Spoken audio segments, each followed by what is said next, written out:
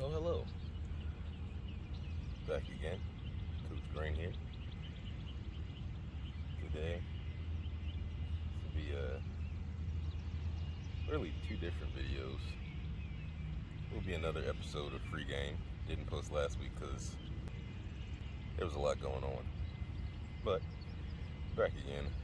This will be an episode of Free Game and also a video specifically talking about what I'm currently up to. Still, same goal as always, speed, power, strength. What I've been working on since the last time we were here is an experiment regarding finding a balance between lower body, unilateral, and bilateral lifting movements in the weight room, and finding the balance between the two of them to reap the greatest performance benefit. And the reason I'm doing that is because there's a lot of talk in the strength and conditioning community, specifically regarding lower body unilateral and bilateral movements, what you should be doing, how you should be doing them, if you should be doing both, how much of both you should be doing, blah, blah, blah. So I figured I'd just try it out for myself.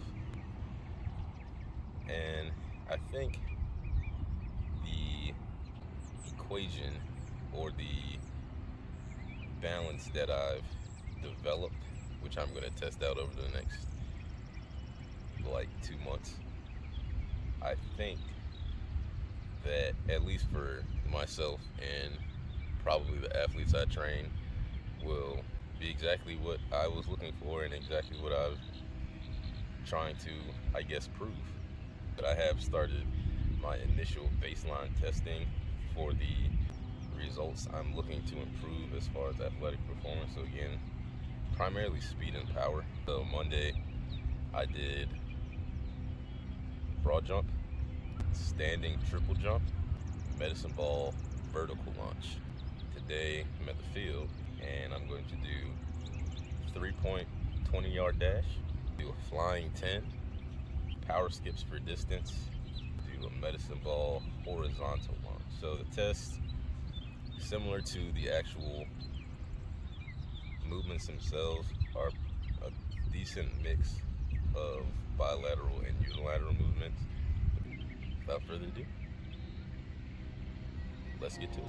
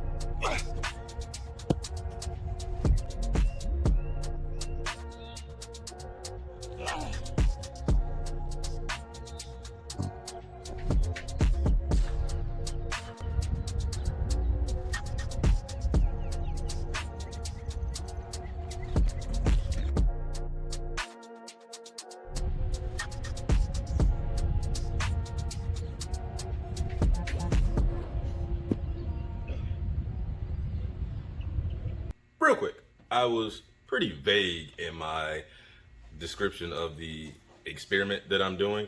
And so to further clarify what's actually going on, again, focusing on the balance between unilateral and bilateral and the constraints I'm putting on myself and on the programming with the balancing act I'm looking for is that for unilateral movements, one, to start down here, it has to be truly single leg exercise where only one leg is the concentric, eccentric, stabilizing system and structure of that exercise. There can be no assistance or balance from the other leg. The only exercise that kind of breaks the mold for that would be step ups, but it'll be a plantar flexed step up. So my toe will be pointed down just to give me a point of reference for when to stop. But other than that, all the leg is being done on one leg. And for the unilateral exercise, we'll be focused on both speed and power, because that's the whole idea with doing this experiment, is trying to find the balance for the best way to train speed and power. So unilateral will be focused on both speed and power. So for that, we're looking at if there's an exercise that I have a 1 rep max on, we're looking at anything less than 80%, right, of that 1 rep max. Or if there's not, if it's like a skater squat or something like that, or yeah, skater squat, we're looking at RPE, which is rate of perceived exertion, of 8, and the scale is 1 to 10 for RPE. And it's fairly similar to the percent rep max, right? 1 through 10 or 0 to 100, almost the same thing. But if you don't have that 1 rep max, or if you're auto regulating, whatever it may be, you can use the RPE scale, you know, just to generally give you an idea of what work you're doing. So less than 80% or less than RPE of 8. So really pushing the weight as well as the speed on the unilateral exercises. And for bilateral, we're focused on just speed. And I wanted to try this out because I had a brainstorm one day while driving, thinking about, you know, we have the heavy back squat, front squat, whatever it may be. But if we can find a way to utilize a percentage of our 1 rep max that we found, do we need to push the bilateral stuff if the goal is speed and power, right? If the goal is speed and power, most of that takes place on a single leg, or some type of split stance, right? So if we don't have to have our feet square and we can push the weight faster, a decent amount of weight faster, to focus on speed, right? We can use single leg or unilateral exercises to focus on speed and power, so we don't have to essentially crush ourselves and put a lot of stress and strain on our spine, on our back, on our hips, knees, ankles, all that type of stuff, so we can still benefit from the bilateral exercises or bilateral movements, such as back squat or front squat, where we're not using an extremely high intensity load, but we're still reaping the benefits, aiming for speed and power.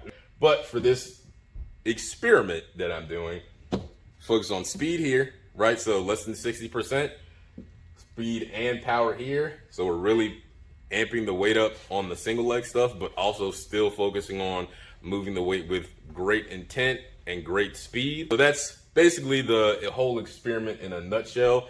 Again, trying to find a good balance. I'll be tracking myself. I did all my pre-testing. I'll be testing every 2 weeks for the next 8 weeks, and I'll keep the testing battery or the order and selection of tests the same. Obviously, the selection of tests is going to stay the same because I have to track that over time. But the order and the order per day, or the selection per day and the order per day, will probably also stay the same, just because other than Monday, that was different because it was after Easter. I ate a lot, strawberry cake. It was a whole thing. But anyways, Monday, the order felt pretty good. Did the broad jumps first, then did the triple jump, the standing triple jump, then did the Mesomall vertical launch, just going from highest intensity to least intensity exercises. Same thing today. My idea was highest intensity with a 3.20-yard sprint, starting from a dead stop, accelerating as fast as I can. That was a highest intensity thing. But then I also put in, to kind of break it up a little bit, put in the medicine ball horizontal launch, right? Medicine ball horizontal launch. Give myself almost a little rest and then kind of potentiate that one with the acceleration from the 20-yard sprint. Then went into the 10-yard fly with the 20-yard fly in or 20-yard build in, whatever you want to call it. And then just finishes up with the power skips because that's the lowest intensity, longest ground contacted exercise. And that's kind of how I base it off of. How long are my feet on the ground? What intensity is it at? The longer your feet are on the ground, generally speaking, the lower the intensity because the velocity is lower. Might still be a high force output, but with the velocity being lower, if we remember our power equation, force times velocity, the force is high, but the velocity is low, your total power output is going to be lower. But for example, with the 20-yard sprint, force is high, velocity is high, so that's a higher power output. So the power output dictated how I chose the exercise, and then it's through the medicine ball horizontal launch in just to break it up a little bit to give me a smaller rest, not rest, but to kind of break up the two sprinting activities without something that was super high intense. Be back next week with the actual programming. I'll break that down, explain how I'm going to do it and all that, and we'll see what happens. Peace.